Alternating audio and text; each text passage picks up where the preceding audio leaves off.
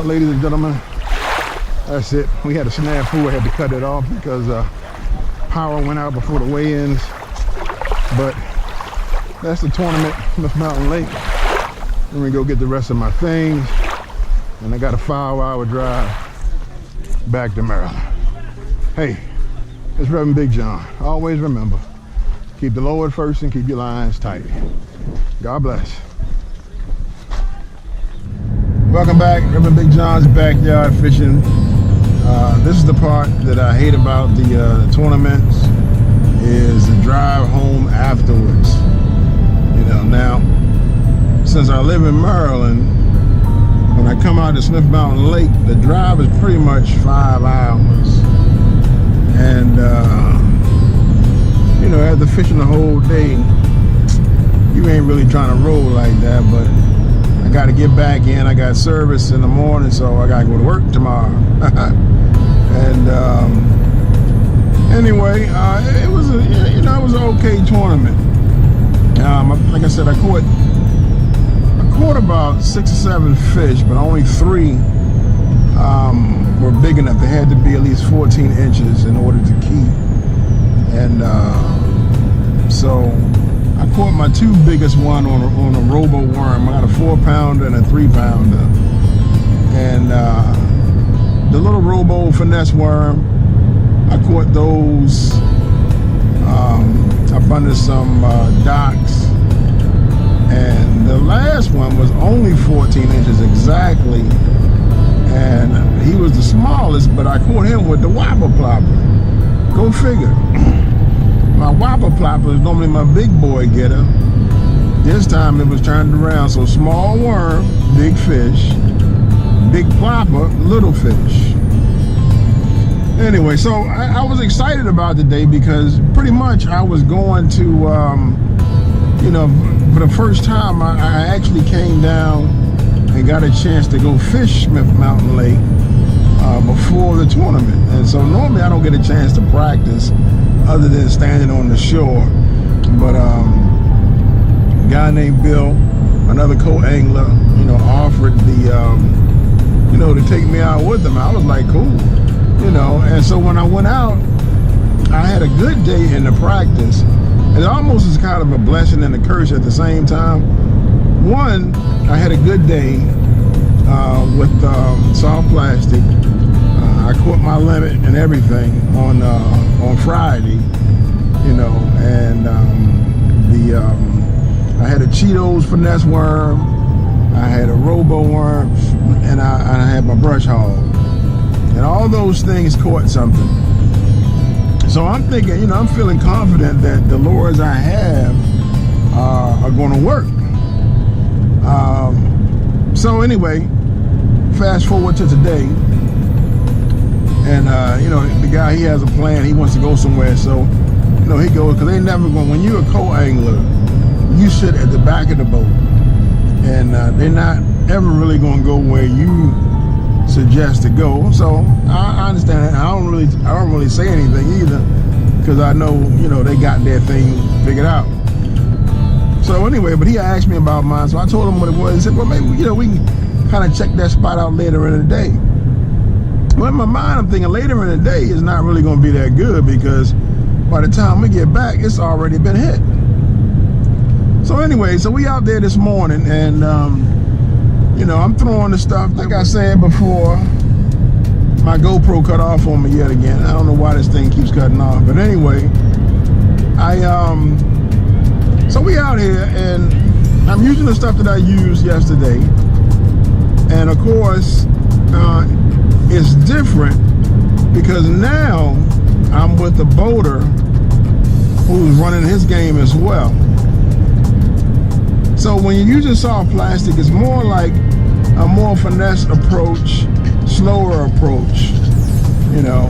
But if your boater's not doing that, then you have to kind of adjust and go with his flow. So he was running crankbaits, and the crankbaits was working. So I picked up my crankbait and I started cranking too, with pretty much the same color he had, because it was hitting.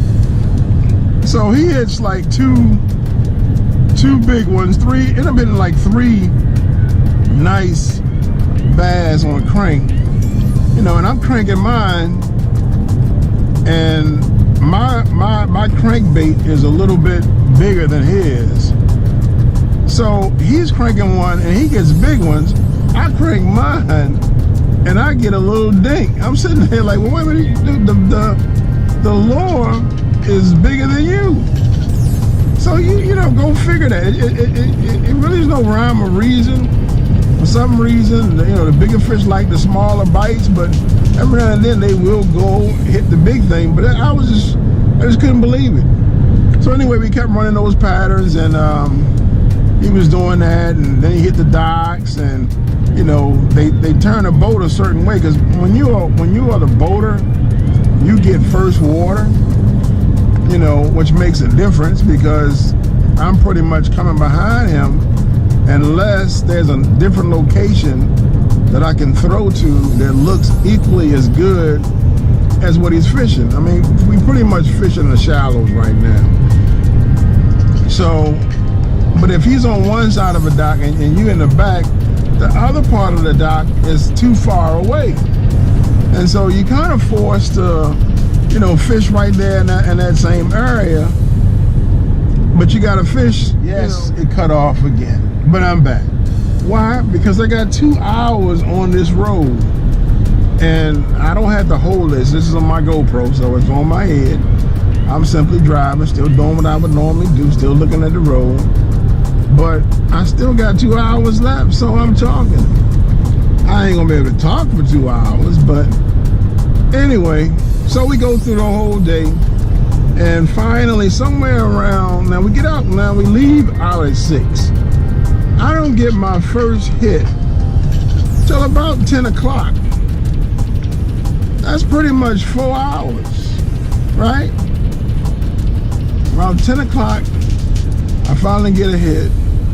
It's a 3-pounder. Then I finally get another hit. It's a 4-pounder. So now I'm feeling good about where we are. And I'm like, you know, because at first I was ready to leave, but then I realized that the fish are in the area. It's just a matter of, you know, making rotations. In other words, keep making a circle. While you're making a circle, the fish should replenish. When one moves out, another one normally rolls in. That's what you hope would happen. And it seemed like that's what was happening with us. So, you know, we was fishing there, and once I started catching it, I got the confidence back in, you know, what I was doing and what I was using.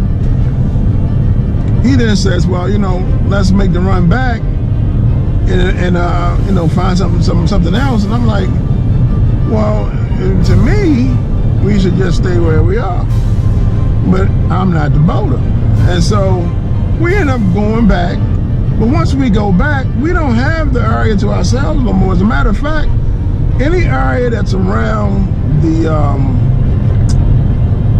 takeoff point, it's already been hit pretty much. And so when we get back there, there's still no bites or tough bites to come by, because everybody done picked, there was 123 boats plus other tournaments were out there as well. So anyway, that's what made it such a tough day. Now, I could have grinded it out back where we were, because at least we were the only ones out there, and it definitely was fish there. So, but you live and you learn. You make the call, and you go along with the program, and you keep fishing. I will say this: I couldn't be a professional angler. Yeah, I would love to control the boat, but man, we went to the Potomac. It was completely foggy. I mean, foggy, so foggy you couldn't even see. And yet my man was still going about 50, 60 miles an hour, and you couldn't see. He relied on GPS, but you can't see nothing. You don't know if something else is in the water. And while we were going, another boat almost knocked us out. As we both came out of the fog, there he was and we was, and my man turned to the right and the other guy turned to the left. So by the grace of God, you know, we was rescued or saved from sheer disaster. because these guys trying to get to this spot. Now, I couldn't do that. If I was the pro, I would have stayed right where I was until the fog lifted. I would have fished the area that I was in. And, you know, if I didn't get them, I just didn't get them. But I am not losing my life to catch a bass. Ain't that much bass in the world. I like bass, but ain't that much bass in the world. So anyway, I ended up with 8 pounds, 1 ounce. Placed 33rd out of 123, so that ain't bad. Got some more points trying to get to the open at the Chesapeake Bay, Upper Bay, and but that's invitation only, and you got to be the top 45 in your division. Right now, I'm sitting at I think I'm either at 52 or 59. So I gotta do a top 5 finish with these next 2 tournaments. You know, if I win, that'll get me the most points. So anyway, just wanted to come back and share that with you on my road, on my trip home. Because I really didn't get a chance to do much footage because I'm out there fishing. I don't really have time to focus on you know, talking and all that other kind of thing. I'm out there trying to get them fish in the boat. So I did show you a little bit, and I showed you a little bit with us riding. And now I'm giving you my summarization as I go home. But all in all, good day. 8 pounds with 3 fish ain't bad. As you can see, since I placed 33rd out of 123, would have liked to have done better, absolutely, but it is what it is. You got to learn how to fish it from the back of the boat. You know, but I will say this, after this year, I'm only going to do about 1 a year or 1 every other year, something like that. But I'm not pressed to, you know, run the whole circuit anymore. I'm a leisure fisher. I like that. I like taking my time. I like not being rushed and not feeling the stress from, you know, whoever I'm fishing with to get here and to get there. I like to relax and enjoy the experience in and of itself. So I'm just trying to do this because I really want that #1 trophy, you know, to say that I'm the best. I want that trophy. I have a 4th place trophy, but I don't have a 1st place trophy. So I'm pushing for that. Hopefully I can get it this year. If not, maybe on one of the ones I do from time to time. I like the James River or the Chickahominy or Kerr Lake. I like both of those. They're later on in the summer, and no more than about a 3-hour ride. James River is like a 2-hour ride. So anyway, on my way back home, as always, please subscribe, like the page, let me know what you think, your comments and all those kind of things, and I'll keep trying to bring you new and exciting stuff from my point of view and my perspective, be it both a spiritual as well as an outdoorsman. All right, so always remember, keep the Lord first and keep your lines tight. God bless. See you next time on the water.